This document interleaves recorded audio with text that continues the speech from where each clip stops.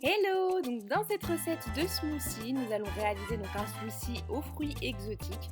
Donc avec les fruits que vous avez, les fruits de saison. Moi j'ai profité de quelques fruits des Antilles et on va réaliser un délicieux lait de coco pour rendre le smoothie encore plus gourmand. Donc c'est vraiment une recette hyper simple à faire. Si vous avez fait la recette que j'ai partagée du lait d'amande, vous verrez, c'est vraiment pas plus compliqué, voire beaucoup plus rapide. Donc il va nous falloir quelques ingrédients pour le lait de coco, donc de la noix de coco râpée. Si jamais vous avez le courage, râpez-la vous-même, prenez de la noix de coco fraîche. Donc, j'utilise environ 100 g de noix de coco râpée avec 500 ml d'eau. Après tout dépend de l'intensité au niveau du goût que vous souhaitez. Mais moi je trouve ça plutôt pas mal comme ça. Et puis après j'ajuste toujours à la fin, je regarde au fur et à mesure de l'avancement. Donc on place ça dans un blender et on va mixer disons 2-3 bonnes minutes de façon vraiment à ne pas broyer puisque bon la noix de coco est déjà râpée, mais vraiment extraire un maximum de saveur. Et donc là, à ce moment-là, je rajoute un petit peu d'eau puisque je trouvais la texture très épaisse. Mais voilà, 100 g pour 500 ml d'eau et 200 g si jamais vous voulez 1 litre de lait de coco. Et donc voilà, on laisse mixer ça. Et ensuite, je vais tout simplement utiliser un sac à lait. Donc, j'utilise le même sac pour mon lait d'amande. J'en ai déjà parlé. Je vous mettrai un lien si je trouve en barre d'infos, un lien pour que vous puissiez le trouver parce que c'est pas facile en grande surface. Et donc voilà, je vais filtrer tout simplement le lait de coco. On va extraire vraiment tout le liquide. Il faut presser soigneusement. Et enfin là, je fais surtout attention de ne pas en mettre partout, mais il faut vraiment presser. Insister pour extraire le maximum, à la limite torsader le sac, faites comme vous voulez, mais voilà, on va vraiment pas en gâcher.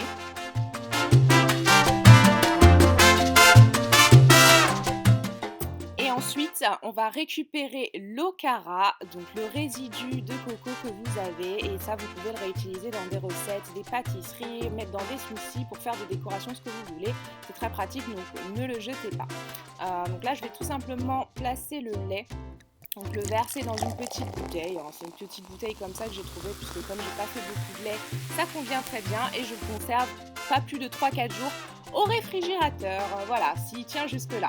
Si jamais vous souhaitez consulter les détails de la recette, je vous mettrai le lien en barre d'infos qui dirigera vers le blog où j'aurai donc du coup partagé cette recette. La partie smoothie maintenant, donc je vais découper un morceau de papaye. Donc ça c'est une papaye que mon papa m'a envoyée des Antilles. J'étais très contente de montrer ma papaye à la caméra, mais bon, faites avec les fruits et légumes que vous avez, dont vous disposez chez vous. En France, on trouve assez facilement des mangues, des ananas, des choses comme ça, donc il n'y a pas de souci. Je ne vais pas vous faire l'inventaire de tous les fruits que vous pouvez utiliser pour vous faire de délicieux smoothies à tout moment, c'est juste une question de volonté et la liste serait très très longue, mais bon voilà, faites selon vos goûts et selon ce dont vous disposez, soyez fous, testez des choses et puis voilà, il n'y a que comme ça qu'on apprend et qu'on fait de belles découvertes. Du coup, moi j'ai ici donc la papaye, de l'ananas frais, j'ai utilisé de la mangue que j'avais acheté congelée. Et donc voilà, mon smoothie va être composé de ça et j'ai mis également une demi-cuillère à café de curcuma. Ça va vraiment apporter des nutriments intéressants et ça va apporter de l'énergie aussi, c'est un bon antioxydant également. Donc je mets tout ça dans le blender.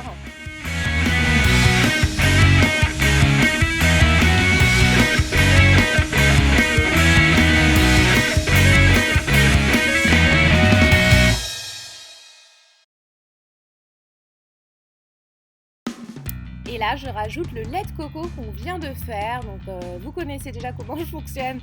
C'est au pif. Donc, je mets au pif. Je mets comme je sens. Et puis, c'est vrai que je rajoute au fur et à mesure que je mixe. Je vois la texture que... Donc, n'en mettez pas trop. Si jamais vous avez peur que le smoothie soit trop liquide, moi j'adore les smoothies épais, n'en mettez pas trop. Mettez au fur et à mesure. Si par contre, vous aimez bien les smoothies qui sont très faciles à avaler, qui sont limite comme des jus, vous pouvez en mettre un peu plus, voire même rajouter de l'eau ou des glaçons.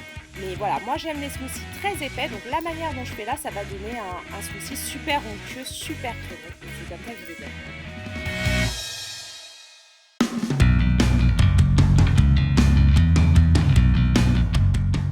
Ça c'est le petit partage pour les copines sur Snapchat. Pour celles qui me suivent, de gros bisous. Vous avez vu en avant-première cette recette.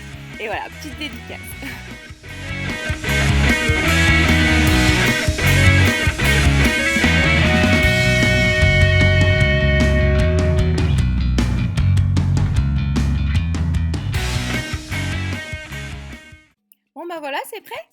reste plus qu'à verser ça dans un grand verre bien haut parce qu'on a fait un super gros smoothie, je sais pas vous, mais le mien a été super généreux. Et donc voilà, je verse ça, comme vous voyez il est hyper onctueux, hyper crémeux, j'adore. Je vais même rajouter un petit peu de noix de coco râpée, enfin c'est plutôt l'Okara là qu'on a récupéré tout à l'heure, donc juste pour la déco, juste pour le fun.